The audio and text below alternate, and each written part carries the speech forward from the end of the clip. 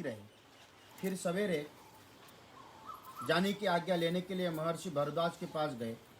पुरुष सिंह भरत को हाथ जोड़े अपने पास आए देख भरद्वाज जी अग्निहोत्र का कार्य करके उनसे बोले, निष्पाप भरत, क्या हमारे इन आश्रम में तुम्हारी सब रात सुख से बीती?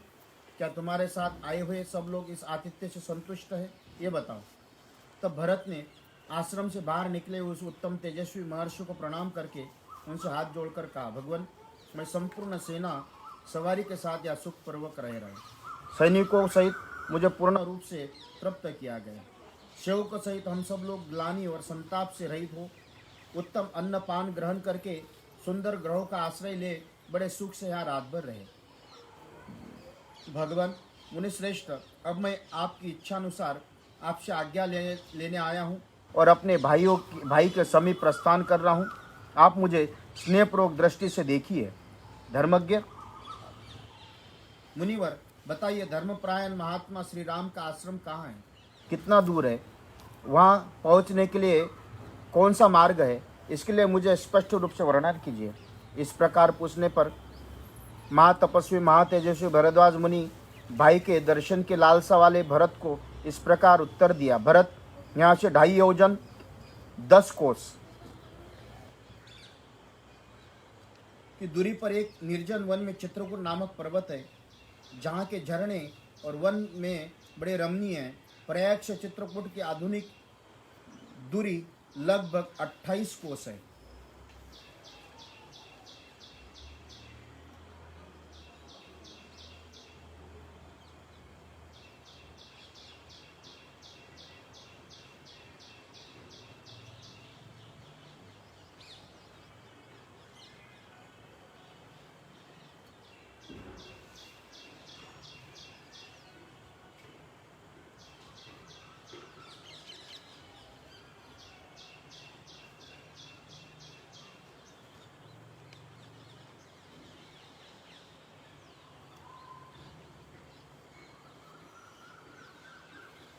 उस अंतर किनारे से मंदाकिनी नदी बहती है, जो फूलों से लदे सघन वृक्षों से आच्छादित रहती है। उसके आसपास का वन बड़ा ही रमणीय और नाना प्रकार के पुष्पों से सुशोभित है। वो नदी के उस पार चित्रकूट पर्वत है। तात वहाँ पहुंचकर तुम नदी और पर्वत के बीच में श्री राम की पर्णकुटी देखोगे। वो दोनों भाई श्री राम लक्ष्मण निश्चय ही उनमें निवास करते हैं। सेनापति, तुम यहाँ से हाथी घोड़ों से भरी हुई अपनी सेना लेकर पहले यमुना के दक्षिण किनारे जो मार्ग है उनसे जाओ। आगे जाकर दो रास्ते मिलेंगे। उनमें से जो रास्ता बाएं या दबाकर दक्षिण दिशाओं की ओर गए, उसी से सेना को ले जाना। महाभाग, उस मार्ग से चलकर तुम शीघ्र ही श्री रामचंद्र जी का दर्शन कर पाओगे। अब यहाँ से प्रस्थान करना। ये सुनकर महाराज दशरथ की स्त्रियाँ, जो सवारी पर ही रहने योग्य थी, सवारियों को छोड़कर ब्रह्म ऋषि भरद्वाज का प्रणाम करने के लिए उन चारों ओर से घेर कर खड़ी हो गई। उपवास के कारण अत्यंत दुबली और दीन हुई देवी कौशल्या, जो काँप रही थी, सुमित्रा देवी के साथ अपने दोनों हाथों से भरद्वाज मुनि के पैर पकड़ लिए। तत्पश्चात जो अपनी असफल कामनाओं के कारण सब लोगों के लिए निंदित हो गई, वो कई लज्जित होकर वह मुनि के चरणों का स्पर्श किया। और अब महामुनि भगवान भरद्वाज की परिक्रमा करके वो दीनचित हो उस समय भरत के ही पास आकर खड़ी हो गई। तब महामुनि भरद्वाज ने वहाँ भरत से पूछा, रघुनंदन, तुम्हारी इन माताओं का विशेष परिचय क्या है, ये मैं जानना चाहता हूँ। भरद्वाज ने इस प्रकार पूछने और बोलने की कला में कुशल धर्मात्मा भरत ने हाथ जोड़कर कहा, भगवान, आप जिन्हें शोक और उपवास के कारण अत्यंत दुबली एवं दुखी देख रहे, सो देवी से दृष्टिगोचर हो रही ये मेरे पिता की सबसे बड़ी महारानी कौशल्या है। मेरे पिता की सबसे बड़ी महारानी कौशल्या है। जैसे अदिति ने घाता नामक आदित्य को उत्पन्न किया था, उसी प्रकार इस कौशल्या देवी ने सिंह के समान पराक्रम सूचक गति से चलने वाले पुरुष श्री राम को जन्म दिया। इनकी बाई ओर से सटकर जो उदास मन से खड़ी हुई, दुख से आतुर हो रही, आभूषण शून्य होने से वन के भीतर जड़े हुए पुष्प वाले कनेर की डाल के समान दिखाई देती, ये महाराज की मजली रानी देवी सुमित्रा है।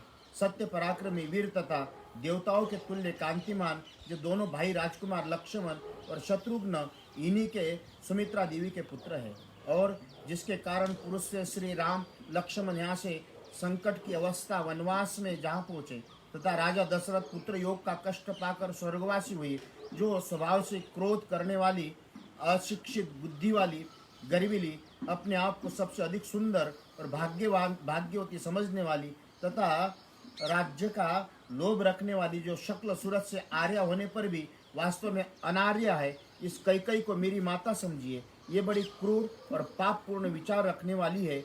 अब मैं अपने ऊपर जो महान संकट आया हुआ देख रहा हूँ, इसका मूल कारण यही है। अश्रु गदगद वाणी से इस प्रकार कहकर लाल आँख किए पुरुष सिंह भरत रोष से भरकर पुकारते हुए सर्प की भांति लंबी सांस खींचने लगी। उस समय ऐसी बात कहते हुए भरत से श्री राम अवतार के प्रयोजन को जानने वाले महाबुद्धिमान महर्षि भरद्वाज ने यही बात कही। भरत, तुम कैकेयी के प्रति दोष दृष्टि न रखो। श्री राम का ये वनवास भविष्य में बड़ा ही सुखद होगा। श्री राम के वन में जाने से देवताओं, दानवों तथा परमात्मा का चिंतन करने वाले महर्षियों का इस जगत में हित ही होने वाला है। श्री राम का पता जानकर और मुनि का आशीर्वाद पाकर कृतकृत्य हुए भरत मुनि को मस्तक झुकाकर प्रदक्षिणा करके जाने की आज्ञा ले सेना को कूच के लिए तैयार होने का आदेश दिया। तदनंतर अनेक प्रकार के वेशभूषा वाले लोग, बहुत से दिव्य घोड़े और दिव्य रथों के सुवर्ण से विभूषित जोत कर यात्रा लिए उन पर सवार हुए। बहुत से हथिनियाँ और हाथी जो सुनहरे अरसों से कसे हुए थे, जिनके ऊपर पताकाएं फहरा रही थी, वर्षा काल के गरजते हुए मेघों के समान घंटानाद करते हुए वहाँ से प्रस्थित हुए। नाना प्रकार के छोटे बड़े बहुमूल्य वाहनों पर सवार के उनके अधिकारी और पैदल सैनिक अपने पैरों से ही यात्रा करने लगे। तत्पश्चात कौशल्या आदि रानियां उत्तम सवारियों पर बैठकर श्री रामचंद्र जी के दर्शन की अभिलाषा से प्रसन्नता पूर्वक चली। इस प्रकार श्रीमान भरत नवोदित चंद्रमा और सूर्य के समान कांतिमती शिविका को बैठकर आवश्यक सामग्रियों के साथ प्रस्तुत हुई। उस शिविका को कराने से अपने कंधों पर उठा रखा था।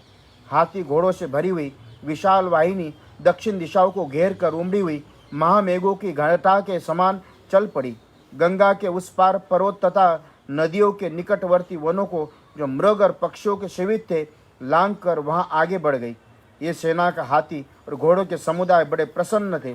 जंगल के मृग और पक्षी समूहों को भयभीत करती हुई भरत की वह सेना उस विशाल वन में प्रवेश करने वहाँ बड़ी शोभा पा रहे थे। इत्यर्थ श्रीमद् रामायणे वाल्मीकि आदि काव्ये अयोध्या कांडे द्विवतितम सर्ग संपूर्णम सियावर रामचंद्र। दूसरा आदमी नीचे बैठा।